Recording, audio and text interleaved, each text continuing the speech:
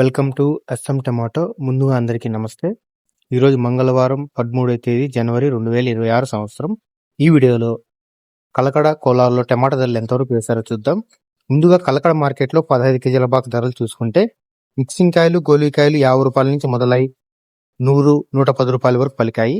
Second quality కాయలు 110 రూపాయల నుంచి మొదలై 150, 200, 220 రూపాయల వరకు సెకండ్ క్వాలిటీ కాయలు పలికాయి. క్లాస్ కాయలు 220 రూపాయల నుంచి మొదలై 250, 300 రూపాయల వరకు క్లాస్ కాయలు పలికాయి.